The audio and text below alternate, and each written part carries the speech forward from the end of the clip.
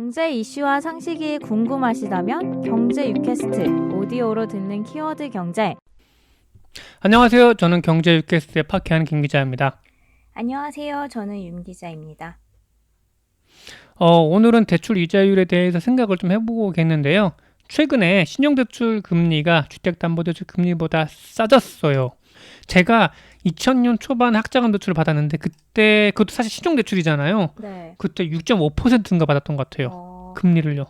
그렇죠. 사실 아, 학자금 대출이 일반 시중 그 대출보다 금리가 저렴한데도 그 정도였다면 맞아요. 네. 꽤 높겠죠. 원래 이게 저희가 상식으로 알고 있는 게 신용대출 금리는 비싸고 담보관 주담대는 싸다, 이게 상식이었는데 최근 들어서 이런 상식이 좀 약간 무너지고 있긴 해요.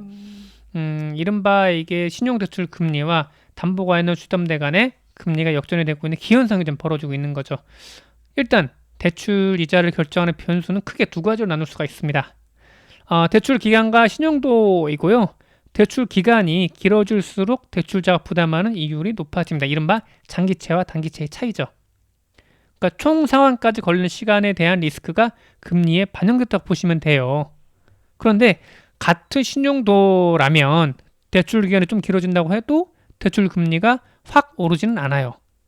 동일한 신용도와 동일한 규모의 대출 집행하는 데 있어 물론 20년 대출 금리가 높지만 10년 대출 금리보다 어처구니 없이 높다고는 볼 수가 없습니다.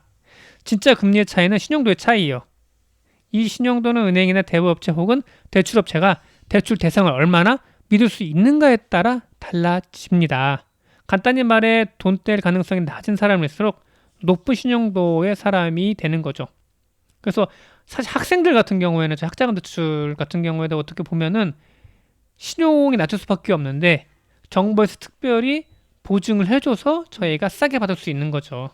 만약에 그냥 일반적인 학생이었으면 고금리에 받을 수밖에 없었을 거예요. 그래서 돈 여유가 있는 고액 연봉자나 뭐 자산이 좀 많으신 분들이 좀 돈 빌리기가 쉽고 싼 이자로 대출을 받을 수가 있는 거죠. 그래서 결론적으로 봤을 때 저나 뭐 윤 기자님은 이렇게 뭐 싼 이자 대출을 받기가 쉽지가 않을 수 있다라는 말씀을 드릴 수 있을 것 같고요. 신용이 없다면 뭐 높은 금리를 부담해야 하거나 담보를 제공해야 돼요. 그러니까 뭐 만약에 내가 돈을 못 갚게 된다면 대신 이것 가져가세요라고 하면서 주는 거죠. 전당포가 전혀 모르는 사람한테 돈을 빌려줄 수 있는 것도 바로 이런 담보물의 유무 차이가 큰 거죠. 그렇기 때문에 20년, 30년짜리 주택담보대출 금리가 6개월에서 1년 정도 신용대출 금리보다 더 싼 거였고요. 그렇다면 신용대출 금리가 왜 요새 좀 떨어졌나 이렇게 볼 수 있는 게 가장 큰 요인은 시장 금리가 떨어진 데 있습니다. 이게 모든 금리의 그 원가 개념을 할 수 있는 한국은행 기준금리가 최근에 0.5%까지 떨어졌죠. 이게 더 떨어질 수 있대요. 0.25%까지. 거의 0% 되겠네요. 예, 그렇죠. 그럼 사실상 0%인 거죠.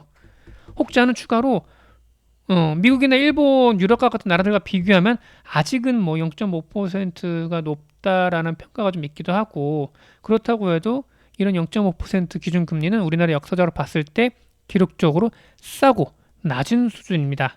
돈의 가치가 곧 금리라고 하면 그만큼 돈이 싸지고 흔해졌다는 얘기가 되는 거예요. 은행 입장에서 예전보다 더 적은 비용으로 더 많은 돈을 쌓아놓을 수 있게 된 것이고요. 요새 예금이자율이 1%가 안 된다는 점을 생각해 보시면 됩니다. 금리가 떨어졌다는 얘기는 대출자가 부담하는 이자액이 그만큼 적어졌다는 뜻도 돼요. 덕분에 대출을 못 갚는 경우가 예전보다 적어졌다고 해요. 전체적으로 대출자들의 신용도가 좋아질 수밖에 없기 때문인데요. 이건 왜일까요? 사채업자들의 불법 사금융을 사례를 보면 이해가 빠릅니다. 대부분의 급전 대출자들은 원금보다 살인적인 이자에 더 고통을 받아요. 옛날에는 하루에 1%래 이자가. 와. 장난 아닙니다. 그리고 인도나 이런 데 같은 데도 보면은 기준금리가 10%, 15% 높다고 하는데 거기도 보면은 일반적인 그 대출자들은 더 많은 금리를 물어야 되고요.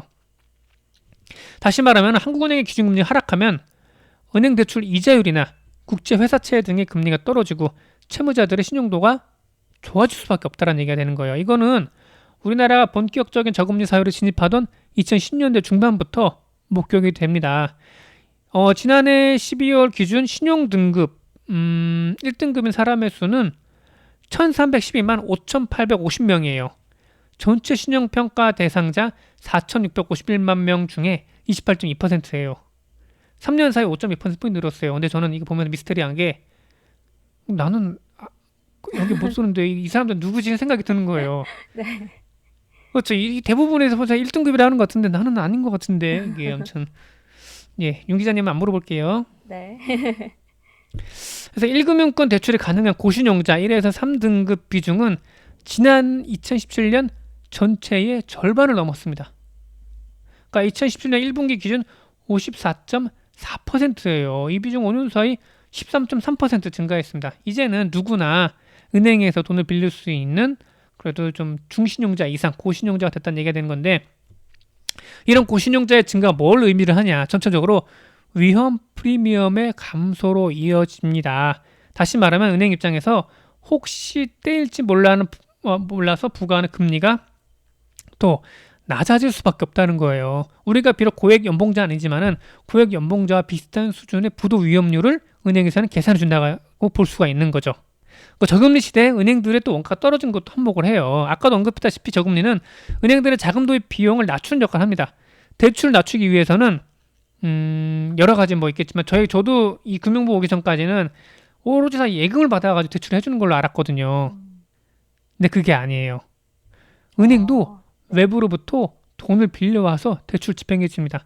아, 하긴 그 예금도 보면 은행 입장에서 부채가 되는 거잖아요. 그래서 그 은행의 이런 그 재무제표를 보면은 예금은 부채의 일종으로 묶이게 됩니다.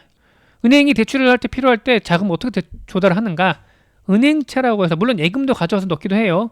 은행채라고 해서 은행이 발행하는 채권을 통해 합니다. 신용대출은 6개월짜리 은행채로 주담대는 5년짜리 은행채로 많이 해요.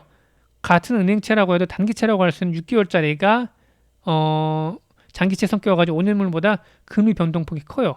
윤 기자님 한 가지 알아주실 게 보면은 주택담보대출 받을 때 고정금리로 받잖아요. 근데 이 네. 고정금리로 받는다고 하더라도 5년마다 이게 조절을 해요. 금리를요. 네. 뭐 떨어지면 낮추거나 올라가면 올리겠지. 왜 그러냐면은 이 주담대에 반영이 되는 이 은행채가 만기가 최대 5년이기 때문이에요. 그렇기 때문에 그런 거고 뭐 주택금융공사가 보면은 여기 20년, 30년 이렇게 고정금리를 할 수 있는 것 중에 하나가 제가 만약에 주택금융공사로부터 돈을 빌리죠 그러면 그거는 제 대출은 20년 만기 일종 대출 채권에 대해서 시장에 팔리게 되는 겁니다. 아, 이런 차이가 있고요. 예. 실제 그 AAA 은행채 6개월물의 경우 이자율은 연율 기준 0.6%예요. 이에 3년 사이 3분의 1 수준으로 줄었고요. 그러니까 이게 3년 전에는 1.8%였던 거예요. 그때 이제 우리의 뭐 적금이나 은행 예금 이자율이 뭐 2%를 좀 넘었었죠. 반면 5년짜리 은행채는 최근 기준 1.3% 정도 되긴 합니다. 같은 기간 절반 정도 수준으로밖에 떨어지지 않았어요. 그러니까 주담대 대출을 위한 자금 도입 비용이 신용 대출보다 뭐 여전히 더 비싼데 그 금리가 떨어지면서 이 격차가 많이 줄어든 게 된 거죠. 여기서 또 중요한 것은 신용대출에 관한 단기채적 성격이에요. 아까 말씀드렸다시피 기간이 짧아질수록 그 금리는 싸질 수밖에 없습니다. 신용대출은 보통 6개월에서 1년 정도의 단기채로 빌려요. 반면 주담대는 짧으면 10년, 보통 20년, 30년입니다. 이 차이가 클 수밖에 없어요. 고금리 시대에는 뭐 이런 장기채, 단기채 성격이 크지 않았어요. 뭐 담보가 있고 없고의 차이가 컸었죠. 대출 담보 유무에 따른 금리 차이가 대출 기간의 장단에서 비롯된 금리 차이를 압도했던 것이죠. 근데 금리가 낮아지다 보니까 이 차이가 확 줄어든 게 큽니다. 저금리 상황에서 뭐 시중 유동성이 늘면서 이제 은행이 대출 경쟁을 해야 하는 시대가 됐어요. 뭐 은행뿐만 아니라 카드사, 보험사 등까지 나서 신용 대출 해주고 있어요. 옛날에 은행에 가서 우리가 대출 받는다 그러면 꺾기라고 하죠. 보험도 좀 들어주고 예금도 좀 들어주고 적금 들어주고 하거든요. 저도 옛날에 그 전세자금 대출 받을 때 은행 창구 직원이 예금 하나 들려고 예금 하나 들었거든요. 이른바 꺾기입니다. 네. 예. 근데 요새는 그런 거를 많이 할 수요가 줄긴 했어요. 왜냐면은 워낙 은행이 많다 보니까 내가 만약에 꺾기 해야 돼? 그럼 나 딴 데 갈 거야. 그러면 딱 끝이거든요. 게다가 대출해주는 업체들도 좀 많이 늘었어요. 과거에는 은행 외에는 대출을 지금 받을 데가 없는데 지금은 많이 있어요. 그래서 뭐 대기업은 또 회사채나 여러 가지 매자니 채권 등을 발행해 또 돈을 마련할 수 있고 뭐 중소기업 중 우량 기업으로 분류될 만한 기업들은 해외 생산 기지를 두고 있어요. 은행으로부터 대출을 받아 뭐 공장을 짓고 사람들을 고용할 만한 기업이 예전보다 많지가 않아요. 은행 입장에서는 더더욱 가계 대출에 집중할 수밖에 없는 것도 있고요. 그러니까 손님은 줄어들고 대출을 해주는 곳은 많아지고 게다가 그 대출 비용도 적어지다 보니까 그런 거죠. 게다가 요새는 과거보다 개인이 신용대출 받을 만한 창구가 많이 늘었습니다. 예전에 우리 부모님들 대출 받는다고 하면 대부분 지인을 통한 사구명이 많았던 것 같아요. 이런 지인마저 없으면 대법을 참는 것이고요. 비싼 유지하유를 물어야 했었습니다. 근데 지금은 뭐 굳이 그럴 필요가 없죠. 누구 보고 그러니까 최근 들어서 누구한테도 이게 돈 빌려달라는 전화를 받아본 적이 없는 것 같아요. 요새 들어서는요. 그쵸? 안 네, 그런가? 저만 맞아요. 그런가? 예. 요새 워낙에 마이너스 통장이라는 게 많이 있다 보니까 보험사도 주담대로 해서 신용대출을 또 해줘요. 보험사 주담대는 이율이 2%라서 여느 대출, 은행 대출과 큰 차이가 안 납니다. 신용카드사도 마이너스론 형태로 상품 내놓고 있고요. 그리고 카뱅 같은 인터넷 전문 은행들이 나와서 비대면으로 신용대출 해주고 마이너스 통장도 해줍니다. 아, 저는 한 번도 안 써봤는데 아무튼 그럽니다. 예. 경제에서 기본적으로 움직이는 메커니즘이 수요 대비 공급인데 대출 공급이 많아지니 자연스럽게 그 가격이라고 할 수 있는 금리는 싸질 수밖에 없는 거죠. 그러나 이런 대출 서비스도 1에서 3등급 뭐 은행 대출이 가능한 사람들에 해당되는 얘기예요. 아마 뭐 저나 뭐 윤 기자님은 분명히 이런 저금리 혜택을 분명히 보고 있긴 합니다만은 그렇지만은 국내에서 이런 고신용자에 속하지 못하는 나머지 절반의 사람들은 여전히 좀 비교적 높은 금리로 대출을 받을 수밖에 없긴 합니다. 이거는 은행들의 대표단체 은행연합회의 자료를 보면 쉽게 알 수가 있어요. 지난 6월까지 집행된 주담대와 신용대출 금리는 보면 4등급 이하 중저신용자의 신용대출 금리가 여전히 높아요. 5등급 이하부터는 예전과 큰 차이가 없습니다. 물론 4등급 이하 중저신용자들이 은행에서 대출을 받기는 무지 힘들긴 해요. 거의 불가능에 가깝긴 한데 그래도 집이 있으신 분들이라고 하면은 그 집을 담보로 잡고 돈을 빌릴 수 있기는 해요. 실제 그 이금융권 있잖아요. 은행이 대출을 많이 못 받으셔서 이쪽 그 뭐 상호신용금고나 아니면은 뭐 저축은행을 찾으시는 분들 같은 경우에는 이런 대출금리 역전은 거의 없어요. 정말 제로금리 수준이 되지 않는 이상 신용대출이 뭐 이런 새마을금고나 아니면 저축은행에서 뭐 신용대출과 주담대간 뭐 금리 차이가 발생하지 않을 거라고 봐요. 시장 유동성이 많아져 대출받기 쉬워졌다고는 하지만은 원래부터 대출받기 쉬웠던 고신용자들에게 해당되는 얘기예요. 그 중에서도 전문지가 자산가들의 금리 인하 혜택이 집중이 됩니다. 반면 원래부터 대출받기 힘들었던 중저신용자들은 이런 금리 혜택에서 소외돼 있어요. 결론적으로 저금리 사회가 왔다고는 하지만은 여전히 신용도가 낮고 자산이 부족한 분들은 살기 힘들어요. 오히려 이들의 계층 이동 사다리, 즉 자산 증식 수단이라고 할 수 있는 은행 적금과 예금의 매력이 줄었죠. 돈을 모아서 자산을 불릴 수 있는 기회가 뭐 점점 줄어들고 있는 거예요. 반면 고신용자들이나 자산가들은 잉여로 더 대출을 받아서 자산을 불릴 수가 있어요. 만약에 근데 윤 기자님 숨겨둔 자산이 많았는데 제가 뭐 윤 기자님 아니죠? 뭐 이렇게 했던 거 죄송하고 없습니다. 예, 걱정하지 않으셔도 예, 저 됩니다. 숨겨놓은 자산이 제가 모를 수 있는 거니까 예, 네, 있었으면 좋겠네요. 아 그래요, 예, 네.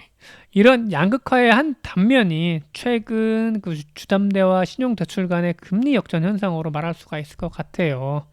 그래서 아마 이 저금리 사회가 되면은 저는 꼭 이렇게 봐요.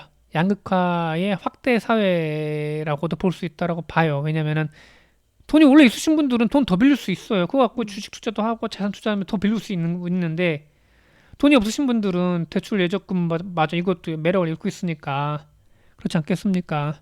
아 그래서 물론 이게 그 시대마다 장단이 있고 시대마다 그 시대 정신이 다르긴 합니다만은 아무튼지간에 이런 계층 이동의 사다리가 점점 부실해지고 있다는 거에서는 아쉬움을 좀 금치 못하고 있습니다. 네. 오늘은 여기까지 말씀드리고 여러분들 꼭 당부드리고 싶은 말은 대출은 꼭 필요한 때만 절실할 때만 쓰세요. 예. 그리고 대출 받아서 투자는 되도록이면 확실한 데만 하시면 좋겠다 이렇게 말씀드리면서 오늘 방송은 여기서 마치도록 하겠습니다. 네. 들어주셔서 봐주셔서 감사합니다. 네, 감사합니다. 감사합니다. 여러분의 구독과 좋아요는 큰 힘이 됩니다.